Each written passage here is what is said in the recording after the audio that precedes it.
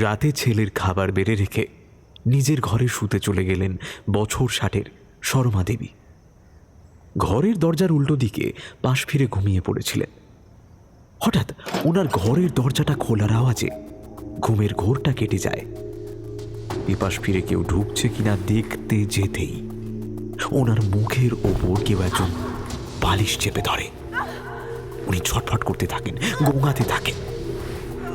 একটা সময় ওনার ছটফটানি থেমে যায়, বালিশ সরে যায়।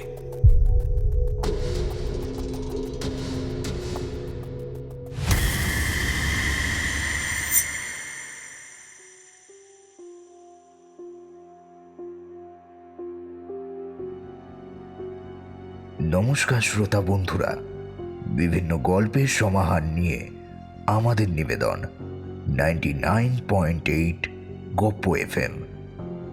আমাদের আজকের বিশেষ গল্প লেখক দেবজ্যোতি দাশের কলমে ঠিক সিনেমার মতো। গল্পের সূত্রধার এবং 3টি বিশেষ চরিত্রে আমি হ্যাপি। শুরু করতে চলেছি আমাদের আজকের গল্প। তাহলে মন দিয়ে শুনতে থাকুন।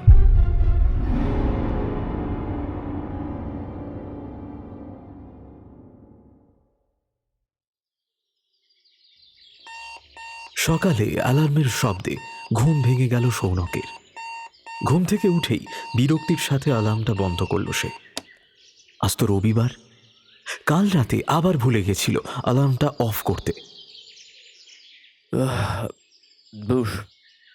একটা দিন ছুটি থাকে,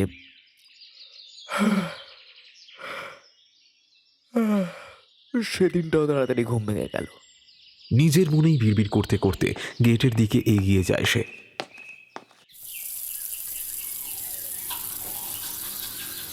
ব্রাশ করতে করতে ঘুম চোখে আজকের নিউজ পেপারটায় চোখ বোলাতে থাকে। হঠাৎ এক জায়গায় চোখ আটকে যায় তার। আবার একটা খুন, এই নিয়ে দুটো হলো। সে তাড়াতাড়ি মুখ ধুয়ে রেডি হয়ে বেরিয়ে পড়ে।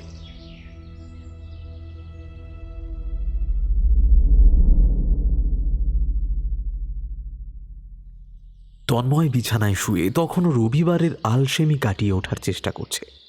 এমন সময় ফোনটা বেজে ওঠে। সৌনক, এত সকাল সকাল? ফোনে ওর বন্ধু সৌনকের নামটা দেখে ফোনটা রিসিভ করে ঘুম জড়ানো গলায় বলল, হ্যাঁ বল। আরে বাবা, পরে ঘুমাবি, আগে নিউজ পেপারের সেকেন্ড পেজটা খোল। কেন, আবার কি হলো? টাকা পাওয়া গেল নাকি আবার কোথাও টিভি ফাটলো? সৌনক খানিকটা বিরক্তি নিয়ে বলল, উফ, ছাড়, তোকে দেখতে হবে না, আমি যাচ্ছি তোর বাড়ি। তন্ময় হাই তুলতে তুলতে বলল, আচ্ছা আয়। আর শোন না, আসছিস যখন তখন 4টে সিঙ্গাড়া আর ওই 1 প্যাকেট সিগারেট আনিস তো। বলে ফোনটা কেটে দিয়ে দরজা খুলে গ্রিলে আটকানো কাগজটা নিয়ে ভিতরে চলে আসে তন্ময়। 2 নম্বর পাতাটা খোলে। নিচের দিকে ছোট জায়গায় একটা খবর, আবার একটা খুন হয়েছে। 2 সপ্তাহে দুটো খুন। প্রথম জনের নাম অভিক রায়, দ্বিতীয় জন বরুণ সরকার। দুজনের বয়সী 30 মতো। খবরটা পড়ছিল তন্ময়, এমন সময় কলিং বেলটা বেজে উঠল।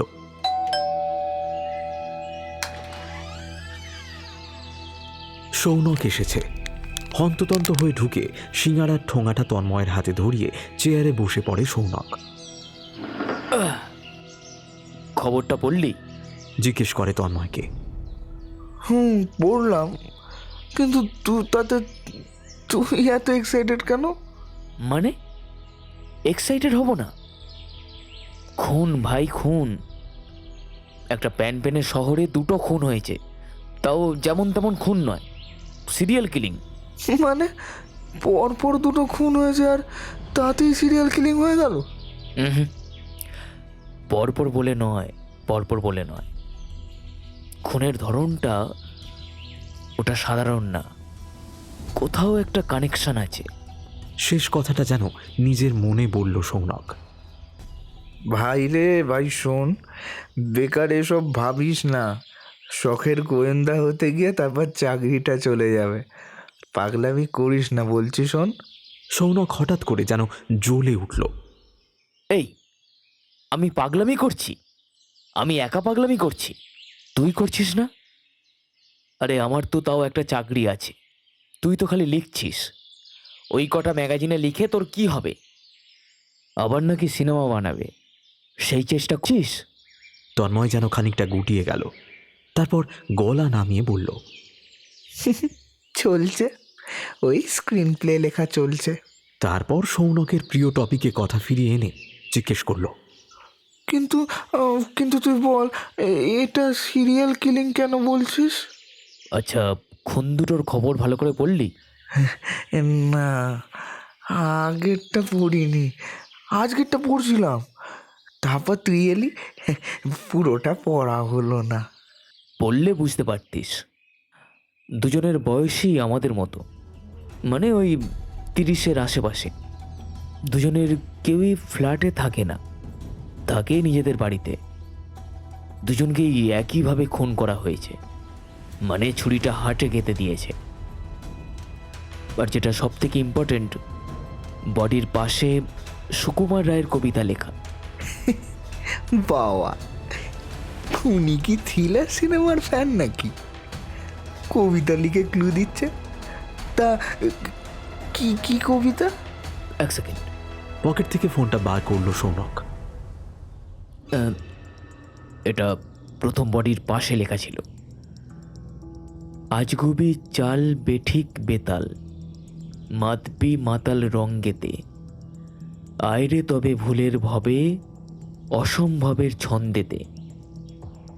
আর শেষ খুনটায় গান জুড়েছেন গ্রীষ্মকালে বিশ্বলোচন শর্মা, আওয়াজখানা দিচ্ছে হানা দিল্লি থেকে বর্মা, গাইছে ছেড়ে প্রাণের মায়া, গাইছে তেরে প্রাণপণ, ছুটছে লোকে চারদিকেতে, ঘুরছে মাথা ভন ভন, মরছে কত জখম হয়ে, করছে কত ছটপট, বলছে হেঁকে প্রাণটা গেল, গানটা থামাও ঝটপট।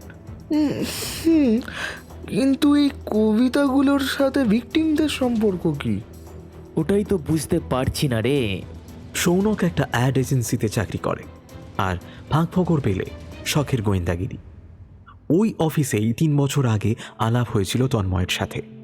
ও জিঙ্গল লিখত, প্রায় একসাথেই জয়েন করেছিল ওরা। কিন্তু তন্ময় একটু আপন ভোলা ধরনের, কাজে মন ছিল না, খালি সিনেমা সিনেমা করত। ও নাকি একদিন সিনেমা বানাবেই। অফিসেও জিঙ্গল লেখার ফাঁকে ফাঁকে কি সব গল্প লিখত। তখন ওর মা বেঁচে ছিল। তারপর বছর দেড়েক আগে মা মারা যেতেই ও চাকরিটা ছেড়ে দেয়। কি রে, পাগল হয়ে গেলি নাকি? চাকরিটা হুট করে ছেড়ে দিলি? এবার খাবি কি? খানিকটা শাসনের ভঙ্গিতেই সৌনক জিজ্ঞেস করেছিল তন্ময়কে।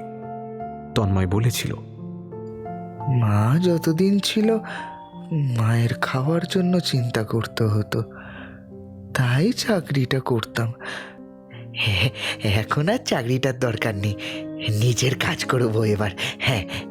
রেগে যায় সৌনক, বলে, নিজের কাজ? তা কি কাজ করবি শুনি? এক গাদা কবিতা লিখবি আর গাদা গাদা সিগারেট ফুঁকবি, তাই তো? তাতে করে পেট ভরবে? চেষ্টা করব, গল্প যেমন লিখবো, ছোটখাটো ম্যাগাজিনগুলোতে দেব, যদি ছাপে। আর একটা সিনেমার স্ক্রিপ্ট লিখবো। সৌনক আবার রেগে যায়, তারপর নিজেকে সামলায়। ও নিজেও তো গোয়েন্দাগিরি করতে চায়। আসলে আমরা সকলেই নিজের মতন করে পাগল। যার স্বপ্ন যত বড়, সে তত বড় পাগল। অনেকের স্বপ্নই মরে যায় ক্যারিয়ার, সংসার এসবের জন্য। আর কিছু জন ওই স্বপ্নগুলোকে আঁকড়ে বেঁচে থাকে, তাদের আমরা পাগল বলি। এই যেমন সৌনক আর তন্ময়, দুজনের এই পাগলামির জন্যই তারা বন্ধু। সেই বন্ধুত্ব আজও বজায় আছে, আর বজায় আছে তাদের স্বপ্নগুলো।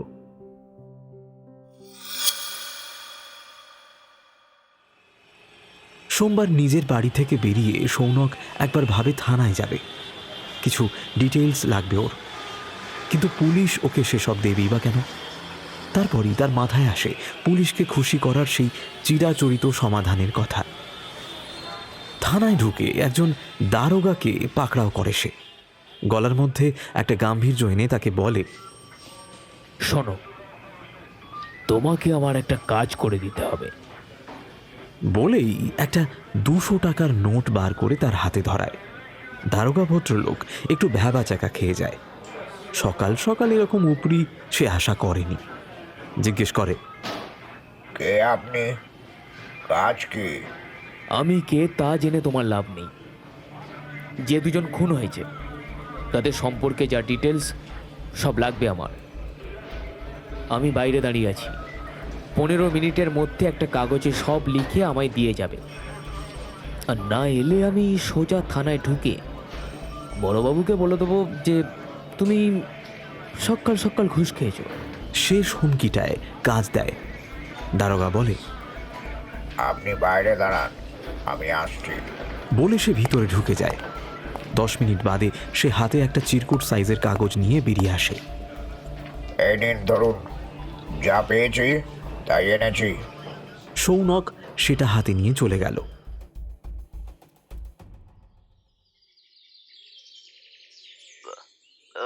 হ্যালো, তুই বাড়ি আছিস তো? সৌনকের গলা উত্তেজনায় কাঁপছে। হ্যাঁ হ্যাঁ, কেন, কি হয়েছে? বাড়িতেই তো আছি। খুনগুলোর একটা অ্যাঙ্গেল পেয়েছি ভাই, আমি আসছি। তোকে না বললে না পেটটা গুড়গুড় করছে। আধ ঘন্টা পর তন্ময়ের বাড়ি এলো সৌনক। হন্তদন্ত হয়ে ঘরে ঢুকে গেল। মুখে চাপা উত্তেজনার ভাব স্পষ্ট। তন্ময় ঘরে এসে বলল, এই এই কেসটা কি বলতো? কাল থানায় গিয়েছিলাম, একটা দারোগাকে ঘুষ দিয়ে 2 ভিকটিমের ডিটেলস নিয়ে এসেছি। তন্ময় চমকে ওঠে, বলে, মানে তুই কি বলছিস? এ বাবা, তুই পুলিশকে ঘুষ দিয়েছিস? ধরা পড়লে না সোজা লকআপে ঢুকিয়ে দিত। এই শোন, অনেক দেখলাম তো, এখন বুঝতে পারি কোন লোকটা সৎ আর কোন মালের উপরই দেখলে লাল ঝরে। যাকে ওসব ছাড়, আসল কথা শোন। সৌনক বলতে শুরু করলো। প্রথম যিনি খুন হয়েছিলেন মানে অভিক রায়, উনি পেশায় সরকারি চাকরিজীবী হলেও শখে তবলা বাজাতেন। আর ওনার রবিবার করে একটা তবলার ক্লাসও থাকতো, বাচ্চাদের শেখাতেন। আর দ্বিতীয় খুন মানে বরুণ সরকার, উনি পেশায় ইঞ্জিনিয়ার হলেও শখের গাইয়ে ছিলেন। ছোটখাটো জায়গায় মাচাও করতেন 2-1টা। তন্ময় সব শুনে খানিক চিন্তিত মুখে বলল, তাই জন্যেই গান ধরেছেন বিশ্বলোচন শর্মা। কিন্তু প্রথম কবিতাটার সাথে তো মিলছে না। মিলছে মিলছে, একটু ভেবে দেখ লাইনগুলো কি ছিল।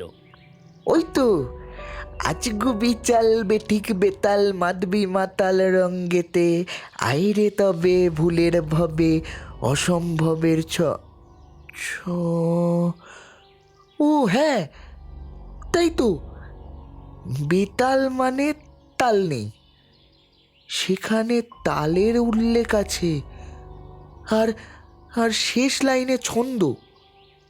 হ্যাঁ, তবলা তো তাই, percussion instrument. Exactly.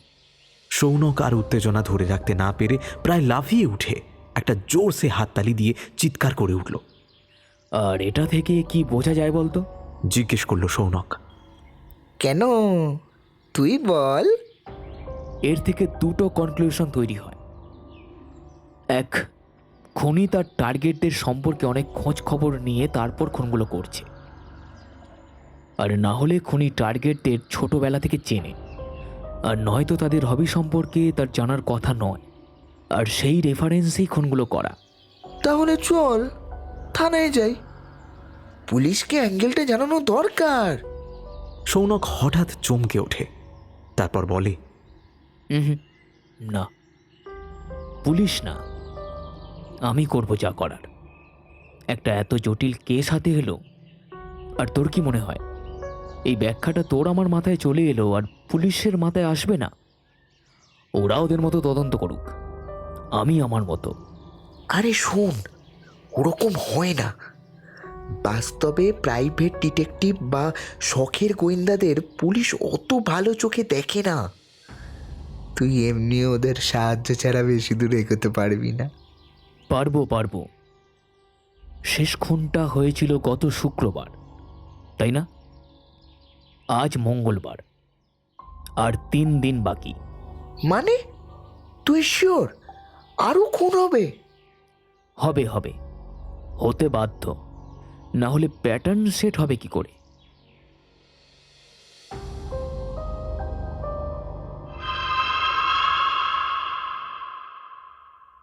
Chandrima Banerjee পেশায় ব্যাংকের কর্মচারী, নিজের বাড়িতে একা থাকেন।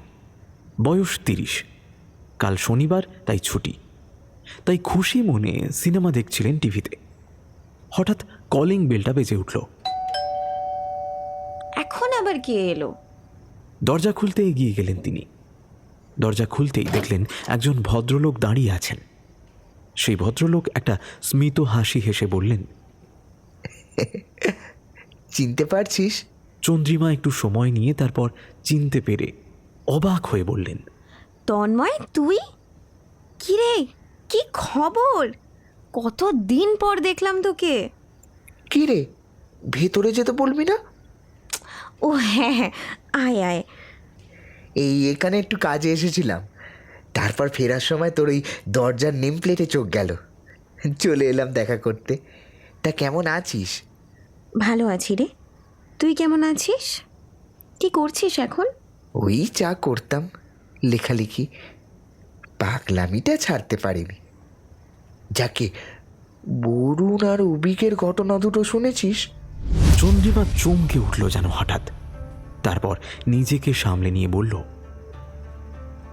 হ্যাঁ শুনলাম তো। ওরা তো কারোর শত্রু না, কারোর কোনো ক্ষতি তো করেনি। কে খুন করলো ওদের? কেনই বা করলো? এই, তোর সত্যি মনে হয় যে ওরা কেউ কোনোদিন কারোর কোনো ক্ষতি করেনি? চন্দ্রিমার অস্বস্তি হয়। ও কথা ঘোরাতে চায়। চা খাবি? দাঁড়া, চা করে আনছি। বলেই ঘর থেকে বেরিয়ে রান্নাঘরে চলে গেল। তন্ময়ও গেল কিছুক্ষণ পর রান্নাঘরে। আরে তুই তুই আবার এখানে এলি কেন? তুই গিয়ে বস, আমি চা নিয়ে যাচ্ছি, বলল চন্দ্রিমা।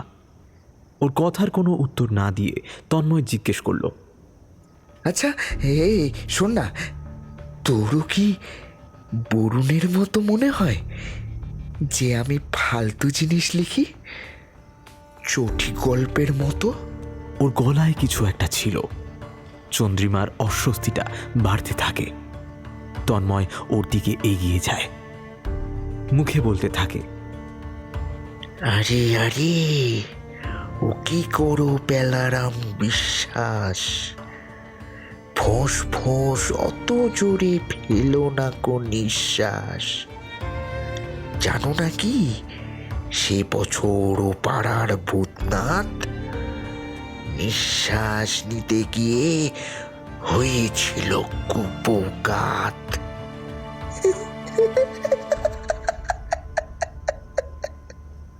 তারপর হঠাৎই চন্দ্রিমা কিছু বলার আগেই একটা প্লাস্টিক নিয়ে ওর মুখটা ঢেকে দেয় তন্ময়।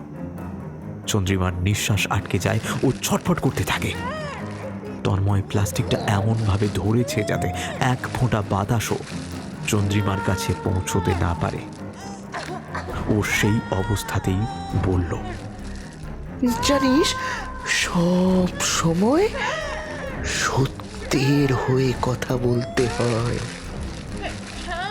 নিজের আখের গোছাতে অন্যায়কে প্রশ্রয় দিতে নেই। যে সবার জন্য কথা বলতো, তার জন্য কথা বলার ইচ্ছা থাকা দরকার। যে একসাথে থাকতে চায় তাকে একা করে দিতে নেই।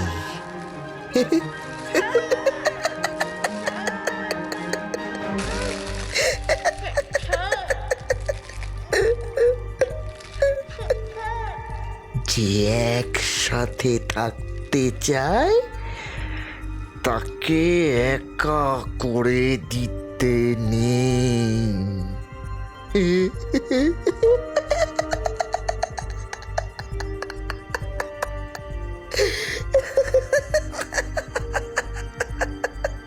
তন্ময় খেয়াল করেনি চন্দ্রিমার ছটফটানি অনেক আগেই থেমে গেছে। তন্ময় তাকে ছেড়ে দিতেই চন্দ্রিমার সারহীন দেহটা মাটিতে পড়ে যায়। তন্ময় প্লাস্টিকটা সরিয়ে চন্দ্রিমার নাকের কাছে হাত রাখে। না, নিঃশ্বাস পড়ছে না। তারপর একটা কাগজের টুকরো রেখে দেয় চন্দ্রিমার হাতে।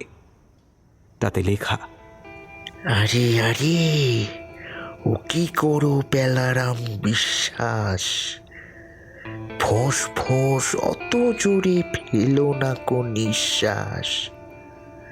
জানো না কি, সে বছর ও পাড়ার ভূতনাথ নিঃশ্বাস নিতে গিয়ে হয়েছিল কুপোকাত।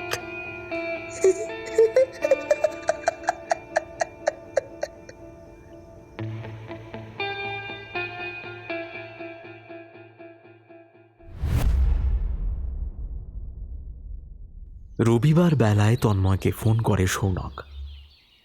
খবরটা দেখলি? পড়লাম। চলে আয় আমার বাড়ি। আসছি। সিগারেটটা ধরিয়ে সৌনকের দিকে লাইটারটা বাড়িয়ে দিতে দিতে তন্ময় বলল, আচ্ছা, এবার তো সমস্যা হয়ে গেল। খুনের প্যাটার্নটাই তো পাল্টে গেল। এবার তো প্লাস্টিক দিয়ে দম আটকে খুন। আর ওই কবিতাটা, ওটার সাথে তো কোনো হবির কোনো কানেকশন নেই। তাহলে সেটাই তো ভাবছি, খুনের ধরন কেন বদলে গেল। কিন্তু কিন্তু একটা ব্যাপার কি তুই লক্ষ্য করেছিস? কি ব্যাপার? এবার খুনের ধরনের সঙ্গে কবিতার মিল। হ্যাঁ, তাই তো, এটা মাথায় আসেনি তো। তাহলে কি খুনি প্যাটার্ন চেঞ্জ করছে? করতেই পারে, কিন্তু কেন? জানি না রে। আচ্ছা ভাই, তোর কি মনে হয় একটা মানুষ কেন এরকম ভাবে পর পর খুন করছে? হয়তো প্রতিশোধ বা অন্য কোনো মোটিভ। আমার একটা জিনিস মনে হয় জানিস, পৃথিবীতে সব রকমের অপরাধের জন্ম হয় ওই একাকিত্ব থেকে। মানে একাকিত্ব থেকে অপরাধ? সে তো তুই, আমি, আরো কত কত ছেলে মেয়ে এই শহরে একা থাকে, সবাই ক্রিমিনাল তৈরি হচ্ছে। এই একাকিত্ব সেই একাকিত্ব নয়। আমি বা তুই বা আরো যারা একা থাকে, তারা কেউই আদতে একা নয়।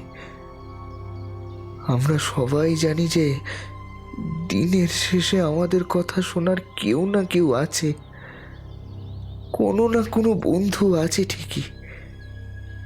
রোজ কথা হয় না, কিন্তু কিন্তু হুট করে একদিন ঠিক কথা হয়ে যাবে। যে ছেলে মেয়েরা একা থাকে, তাদের মা বাবা বেঁচে থাকলে দিনের শেষে তারা একবার খোঁজ নেবেই। তারাও তাদের ছেলে মেয়েদের স্বপ্নে সামিল হয়। কিন্তু কিন্তু যাদের এসবের কিছুই নেই, যারা এই দুনিয়াতে সত্যি একা, যাদের খোঁজ কেউ রাখে না, যাদের কথা শোনার লোক নেই, যারা ছোটবেলা থেকে যে আদর্শ নিয়ে বড় হয়েছে তাকে হুট করে অকেজো হয়ে যেতে দেখে, তাহলে তাদের কাছে এই দুনিয়াতে সুন্দর বলে কিছু থাকে কি? কথাটা ঠিক, কিন্তু সেরকম লোকও তো অনেক আছে। তারা কি সবাই ক্রাইম করছে? হ্যাঁ, হয়তো করছে, আমরা জানতে পারছি না। কোনো দিন কোনো মানুষকে একা করে দিস না, বুঝলি? সুযোগ পেলে তার পাশে থাকিস। উফ, মাথাটা ঘেটে যাচ্ছে, মাথাটা জাস্ট ঘেটে যাচ্ছে। ভাই একটু চা খাওয়াতে পারবি? এই রে, ঘরে তো চা দুধ কিছুই নেই, আনা হয়নি। তুই একটু বস, আমি কিনে আনছি। তন্ময় বেরিয়ে গেল। সৌনক ব্যাপারটা নিয়ে ভাবতে থাকল। তন্ময় যা বলল তা কি ঠিক? আরে মানি ব্যাগটা তো ফেলে গেছে, কিনবে কি করে? বিছানায় তন্ময়ের মানিব্যাগটা পড়ে আছে দেখতে পায় সৌনক। সেটা হাতে নিয়ে ও বেরিয়ে তন্ময়ের কাছে যাওয়ার জন্য এগোতে যাবে এমন সময় মানিব্যাগ থেকে কটা কার্ড মেঝেতে পড়ল। ওগুলো কুড়োতে গিয়ে চোখ আটকে গেল সৌনকের। একটা ডেবিট কার্ড, একটা ক্রেডিট কার্ড আর একটা visiting card. Psychologist Anita Haldar? তন্ময়ের আবার সাইকোলজিস্টের দরকার পড়লো কেন? কই কিছু বলেনি তো কোনোদিন। বিড়বিড় করে সৌনক। কি মনে হতে কার্ড থেকে ফোন নাম্বারটা সেভ করে নিল সৌনক।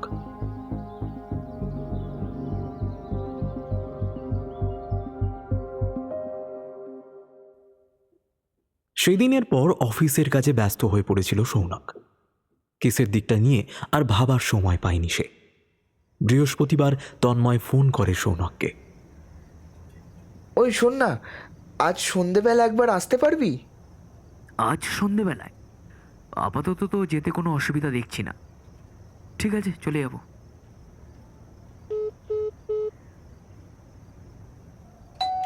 সন্ধে 7:30 নাগাদ সৌনক আসে তন্ময়ের বাড়ি। বল ভাই, কি জন্য তলব? ভাই জানিস, একটা গল্পের স্ক্রিপ্ট লেখা শেষ হলো আজ, সিনেমার জন্য। তোকে পড়তে দেব, তাই ডাকলাম। আরে গুরু, ফাটিয়ে দিয়েছ তো। কই দে দেখি, দে পড়ি। হ্যাঁ দিচ্ছি, কিন্তু এখন না, বাড়ি গিয়ে পড়িস। যা বাবা, ভগত্তা।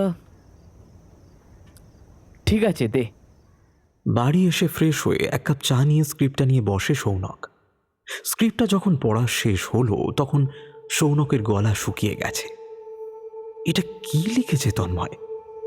এটা তো সিরিয়াল কিলিং নিয়ে লেখা। আর খুনের ধরনগুলো লিখেছে এতদিন খুনগুলো যেভাবে হচ্ছে ঠিক সেইভাবেই।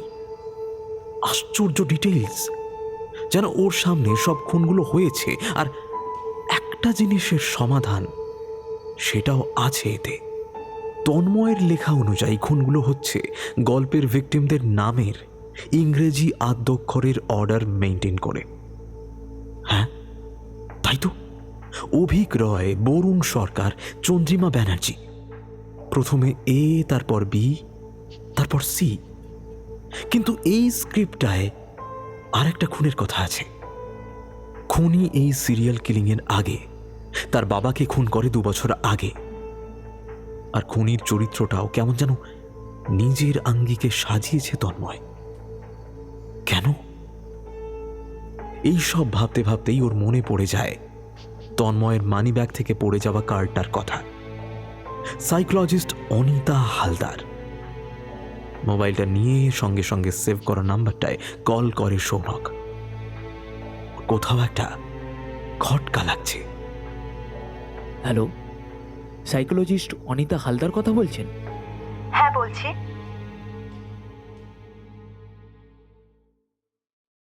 শুক্রবার সকাল থেকেই কাজে মন নেই সৌনকের। ওর মনটা কুগাইছে খুব। আজ শুক্রবার। গতকাল রাতে অনিতা হালদারকে ফোন করে বিকেল 5টায় অ্যাপয়েন্টমেন্ট নিয়েছে সৌনক। কাল রাতে তন্ময়ের নাম বলে রেখেছে সৌনক। অনিতা ম্যাডাম অনেক অনুরোধ করার পরে রাজি হয়েছেন তন্ময়ের রেকর্ডগুলো বার করতে। সৌনককে অবশ্য কিছু প্রমাণও দেখাতে হয়েছে। তাদের দুজনের একসাথে তোলা সেলফি, তাদের ফোন রেকর্ড, এগুলো অবশ্য আজকাল জাল করা যায়। কিন্তু সৌনকের অনুরোধে কিছু একটা ছিল, উনি রাজি হয়ে যান। বিকেলে অফিস থেকে বেরোতে বেরোতে 5:15 হয়ে গেল সৌনকের। এর মধ্যে দুবার ও তন্ময়কে ফোন করেছে। তন্ময় ফোন ধরেনি। অনিতা ম্যাডামের চেম্বারে যখন ও পৌঁছল তখন 6:45 বাজে। চেম্বারে গিয়ে রিসেপশনিস্টের কাছে নাম বলে ভিতরে ঢুকে গেল সৌনক। আপনি সৌনক দাস? হ্যাঁ ম্যাডাম। বসুন। এখানে তন্ময় চ্যাটার্জির সব রেকর্ড আছে, ওর কিছু বন্ধুবান্ধবীর নামও এখানে আছে। আবারও বলছি, এই কাজ আমার ওয়ার্ক এথিক্সের সাথে যায় না, কিন্তু তবুও আমি বিশ্বাস করলাম। আমার এই কাজের জন্য পরে যেন আমাকে রিগ্রেট করতে না হয়। আপনি আমাকে বিশ্বাস করতে পারেন, আমি এগুলো খুঁজছি সৌনকের ভালোর জন্য। ওয়েল, আসলে আমি আমার কেস স্টাডির জন্য সব রকম ডিটেলস নিয়ে রাখি। তন্ময়বাবু আমার কাছে প্রথম আসেন 5 বছর আগে।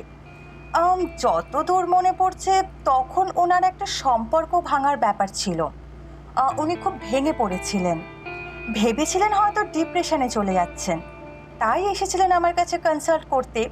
কিন্তু আমি বুঝেছিলাম যে ওনার কোনো ডিপ্রেশন ছিল না, তাই সামান্য কিছু অ্যাডভাইস দিই। এই যেমন ধরুন এক্সারসাইজ করা, নিজের কাজ মন দিয়ে করা, এসব আর কি। তারপরও নিজেই আসা বন্ধ করে দেয়, কিন্তু তারপর আবার 1 বছর পর ও একদিন আমার কাছে আসে। তবে এবারও লক্ষণগুলো দেখে আমি বুঝতে পেরেছিলাম যে ওর ডিপ্রেশনে ভুগছে। কেন, কি ঘটেছিল ওর সঙ্গে? ওর বন্ধু বান্ধবরাও ওর থেকে সরে গিয়েছিল। ও আসলে লেখালেখি করত, সেসব নিয়ে ও খুব অবসেসড ছিল। কোনো একটা বন্ধু ওর ওই লেখালেখি নিয়ে ওকে কিছু আনওয়ান্টেড কথা বলে আর কি। অ্যাকচুয়ালি ও স্বপ্নটাকে না ছাড়তে পারেনি, সেই জন্য অবশ্য অনেক কিছু ছেড়েছে, কিন্তু নিজের কাছের বন্ধুরাও যখন ওর থেকে সরে যেতে লাগলো সেই শখটাও নিতে পারেনি। তখন ও খুব খারাপ সিচুয়েশনে চলে যায়, কোনো কাজের প্রতি মন নেই, সবসময় উদাস হয়ে থাকতো। এসবই আমি বুঝেছিলাম যে ওকে একমাত্র ওর ভালো লাগার কাজই বাঁচাতে পারবে। তাই আমার একটা চেনা বন্ধুকে বলে একটা অ্যাড এজেন্সিতে ওর কাজের ব্যবস্থা করে দিয়েছিলাম। সেটাও ওর মা মারা যাওয়ার পর ছেড়ে দিয়েছে। আমি ওই অফিসেই কাজ করি, ইনফ্যাক্ট ওখানেই ওর সঙ্গে আমার আলাপ হয়। ও আই সি। আচ্ছা, ওর বন্ধুদের নামগুলো কি কি বলতে পারবেন? ওই তো আপনার সামনে ফাইলটা রাখা আছে, ওখানেই পেয়ে যাবেন, দেখে নিন। সৌনক ফাইলটা খুলে একটা পাতায় কটা নাম দেখতে পেল। অভিক রয়, বরুণ সরকার, চন্দ্রিমা ব্যানার্জি, শ্রী ভট্টাচার্য। সৌনকের আর বুঝতে কিছু বাকি রইল না। সেদিনের ওই স্ক্রিপ্টটা আসলে তন্ময়ের কনফেশন, কিন্তু এই শেষের নামটা কার? আচ্ছা, এই শ্রী ভট্টাচার্য কে? উনি সেই মহিলা যার সাথে তন্ময় বাবুর সম্পর্ক ছিল। ইনিও আমার পেশেন্ট ছিলেন। হুট করে সৌনক চমকে ওঠে। ইংলিশ অ্যালফাবেটের অর্ডার মেনটেন করেই যদি খুনগুলো হয় তাহলে ABC এর পর মাঝে তো তন্ময়ের বন্ধুদের আর কিছু নাম নেই। সোজা শ্রী মানে S, তার মানে আজকের ভিকটিম শ্রী। ম্যাডাম, শ্রী তো আপনার পেশেন্ট ছিল, আপনি তো নিশ্চয়ই ওর অ্যাড্রেস জানেন। হ্যাঁ, সে জানি। প্লিজ চলুন আমার সঙ্গে। মানে, কিন্তু কেন? ম্যাডাম, এখানে দাঁড়িয়ে এক্সপ্লেন করার সময় নেই, যেতে যেতে বলছি, চলুন।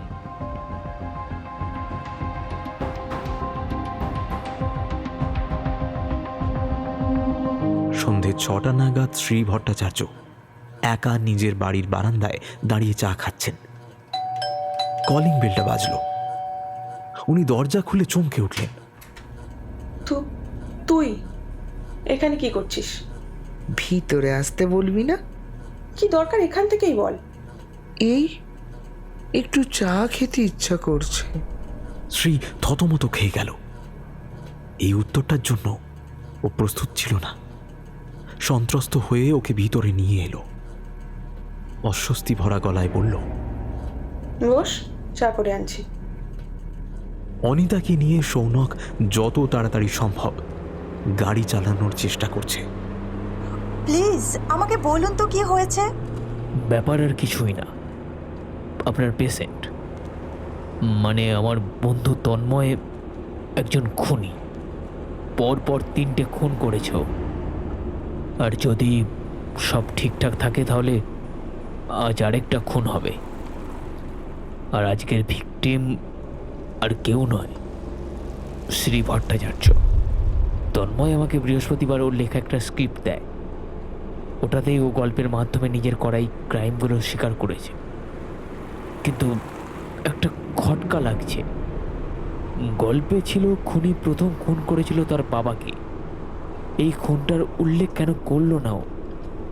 কিন্তু ওর বাবা তো ছিল না, মা ছিল। মায়ের সাথে যদিও সম্পর্ক ভালো ছিল না, রোজ নাকি ওর সাথে ওর মায়ের ঝগড়া হতো। ও বলতো ওর মা নাকি ওর প্রধান বাধা, মায়ের জন্যই নাকি ওকে চাকরিটা করতে হচ্ছে। হঠাৎ আচমকা ব্রেক মারে সৌনক। সামনে একটা লরি।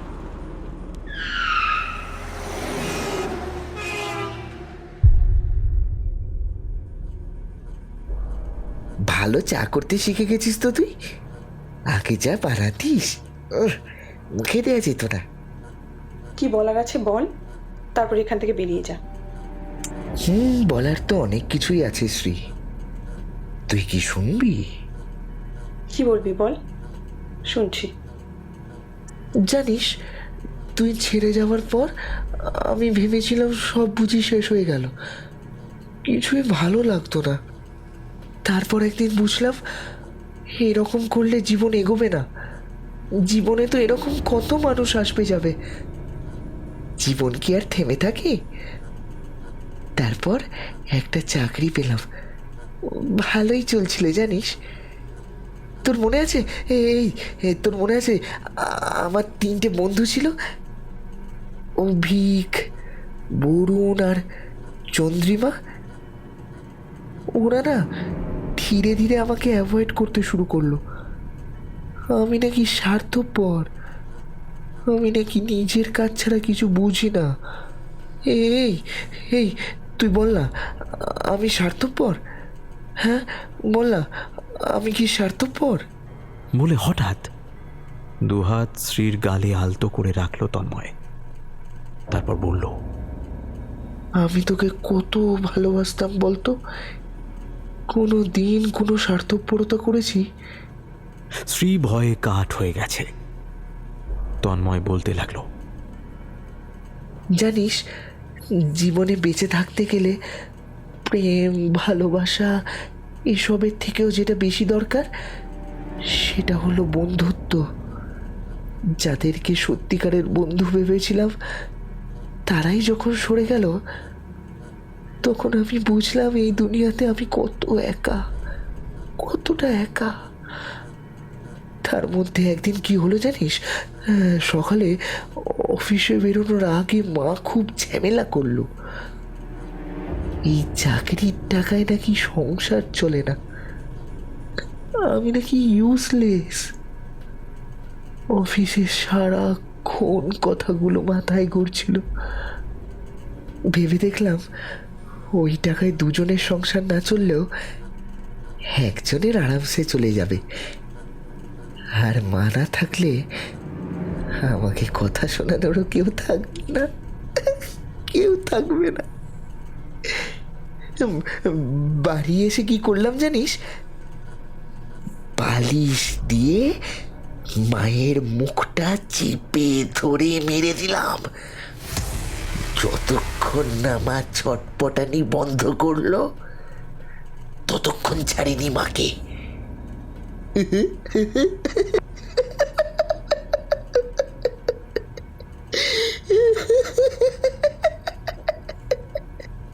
শ্রী ভয়েতে ডুকরে কেঁদে উঠল। এই এই কাঁদছিস কেন? কাঁদিস না। ভয় লাগছে? না না, ভয় পাস না। শোনা, এখনো গল্প বাকি আছে। তো তো চাকরিটা তো ছেড়ে দিলাম, বন্ধু বান্ধব নেই, নিজের কাজে মন দেব ভাবলাম। একটা সিনেমা স্ক্রিপ্ট লিখব, কিন্তু সাবজেক্ট কি হবে? হ্যাঁ, মাথায় এলো থ্রিলার। সিরিয়াল কিলিং, কিন্তু কিছুতেই না প্লট আসছিল না, ডিটেলিংস ঠিকঠাক হচ্ছিল না। তারপর মনে হলো আমি নিজে যদি খুনগুলো করি তাহলে একদম প্রপারলি লিখতে পারবো। আঘাত করা কতক্ষণ পর একটা লোক মারা যায়, রক্তের রংটা ঠিক কতটা কালচে লাল হয়।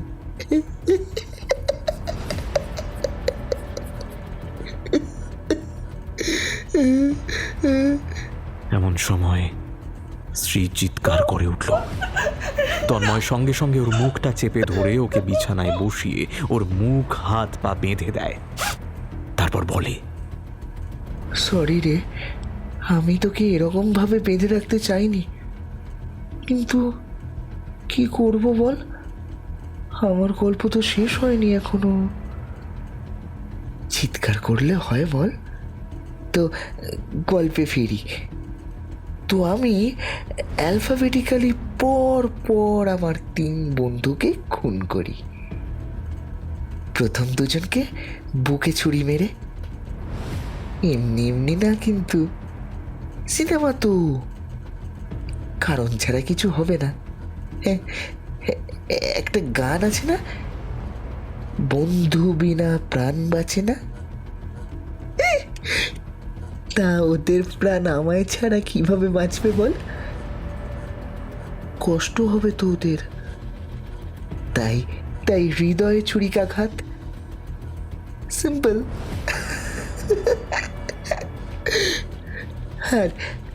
আর তারপর চন্দ্রিমা,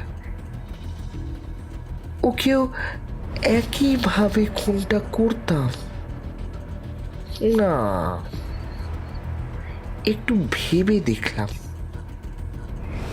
একই রকম ভাবে প্রত্যেকটা খুন দেখালে সিনেমায় বড্ড একঘেয়ে লাগবে, তাই প্লাস্টিক জড়িয়ে একেবারে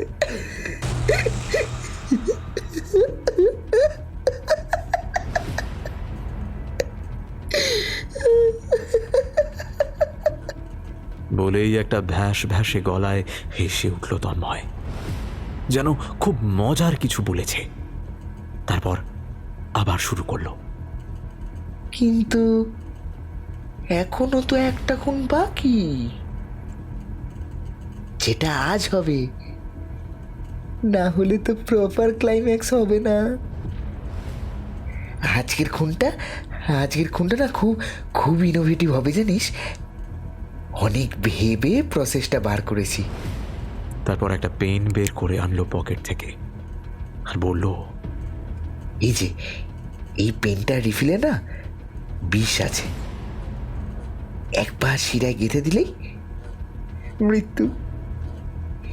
একটু কষ্ট হবে না, একটুও না। দাঁড়া, একটা কাগজ তোকে দিই, হাতে ধরে থাকবি, হ্যাঁ, ফেলবি না কিন্তু। বলে একটা কাগজ বের করে স্ত্রীর হাতে ধরিয়ে দিল। তারপর আবার বলতে শুরু করলো, অনেক ভেবে দেখলাম জানিস, তোর অনেক দোষ আছে, তোর জন্যই আমি জীবনে প্রথম মানসিক কষ্ট পেয়েছি। কি ক্ষতি হতো বল, যদি আমার সাথে থাকতিস? বল না, ভালোই তো ছিলাম আমরা। স্ত্রীর দিকে এক পা করে এগোচ্ছে তন্ময়, হাতে বিষাক্ত পেন। স্ত্রী ভয়ে ছটফট করছে।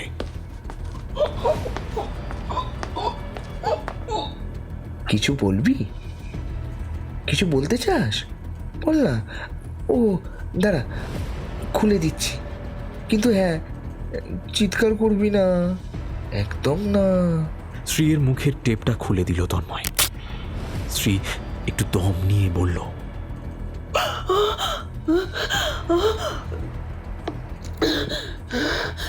তুই তুই তুই তাহলে আমাকে খুন করবি? তুই তো লেখক, তো তোর হাতে মানুষের রক্তের দাগ মানায় না। হিসিয়ে হেসে উঠল তন্ময়। ওরে সালা, সেন্টি দিচ্ছে, লাভ নেই, খুনটা হবেই। নিয়তি রে, কেউ আটকাতে পারবে না। তবে একটা সত্যি কথা বলবো, তোকে না আমি এখনো খুব ভালোবাসি রে, খুব। তাই তাই তোকে আমি খুন করতে পারবো না। আমার জীবনে আর কিছু নেই রে, কিচ্ছু নেই। চেয়েছিলাম সিনেমা বানাবো, কিন্তু হাতে রক্ত নিয়ে শিল্প চর্চা হয় না। এই এই শোন না, ক্লাইম্যাক্সটা সুন্দর হবে বুঝলি, শুধু তুই দেখ না কেমন হয়। এমন সময় দরজার বাইরে থেকে ধাক্কা লাগতে শুরু করলো। সৌনকের গলা। তন্ময়, তন্ময় দরজাটা খোল প্লিজ, প্লিজ। ওকে মারিস না, তুই অসুস্থ তন্ময়, ওকে ছেড়ে দে। তন্ময়, দরজাটা খোল। সাথে আরো একজনের গলা। তন্ময় বাবু, দরজাটা খুলুন, ওনাকে মারবেন না, আমি থানা থেকে আসছি। সালা, সৌনকের তো হেব্বি বুদ্ধি, ক্লুগুলো ঠিক ধরেছে, কিন্তু কি আর করা যাবে। স্ত্রী এতক্ষণ হতভম্ব হয়েছিল, এবার তার সম্বিত ফিরল। প্লিজ তমু, এটা করিস না, এরকম ভাবে নিজেকে শেষ করিস না তমু। আর অ্যালফাবেটিক্যালি তো আমার খুন হওয়ার কথা, তুই কেন? উফ, কতদিন পর তোর গলায় তুমু ডাকটা শুনলাম, মনটা সত্যি ভরে গেল। কিন্তু তুই একটা জিনিস খেয়াল করিসনি, অ্যালফাবেটিক্যালি এসের পর কিন্তু টি আসে। কাউকে ভালোবাসলে তার ভুল, ইনপারফেকশনগুলোকে স্কিপ করে যেতে হয়। আমি যেমন এস অ্যালফাবেটটাই স্কিপ করে দিলাম। বলেই পেনটা সজোরে নিজের ঘাড়ে গেঁথে দিল তন্ময়, আর সেই অবস্থাতেই বলল,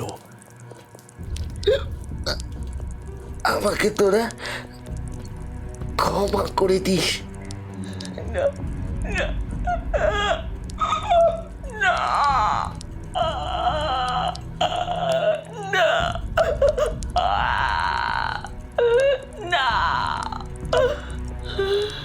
কষ্টের মধ্যে শ্রী চিৎকার করে কেঁদে উঠল।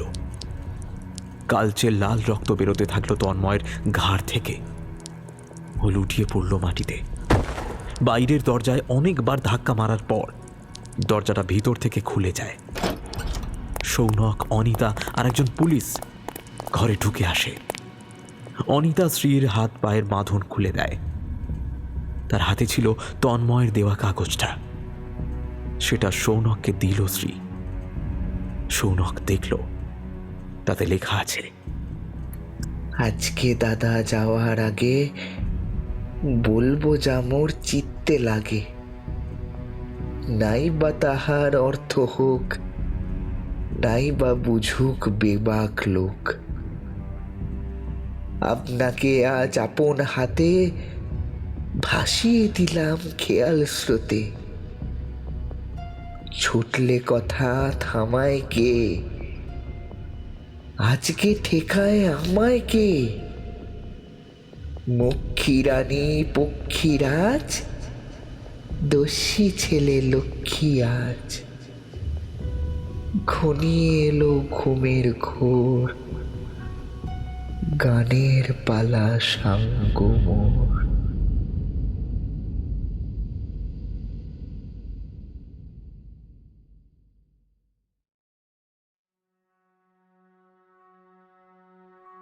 আপনারা শুনছিলেন লেখক দেবজ্যোতি দাশের কলমে ঠিক সিনেমার মতো গল্পটি। আজকের গল্প পাঠে কৌশিক, সৌনকের চরিত্রে অভ্র, চন্দ্রিমার চরিত্রে তানিশা, ডক্টর অনিতা হালদারের চরিত্রে পূজা চক্রবর্তী, শ্রীয়ের চরিত্রে অন্তরা, পুলিশ, দারোগা এবং তন্ময়ের চরিত্রে আমি হ্যাপি। গল্পের প্রচ্ছদ নির্মাণে ভৌতিক বাঙালি, গল্পের শব্দ সংযোজন ও আবহ নির্মাণে টিম অ্যানোনিমাস এবং সমগ্র পরিচালনায় টিম 99.8 গপ্প এফএম। আজকের গল্পটি কেমন লাগলো অবশ্যই আমাদেরকে জানাতে ভুলবেন না। খুব শীঘ্রই আবার ফিরে আসব নতুন একটি গল্প নিয়ে। ততদিন ভালো থাকুন, সুস্থ থাকুন এবং অবশ্যই সাবস্ক্রাইব করুন 99.8 গপ্প এফএম। গল্প শুনুন ও শোনান।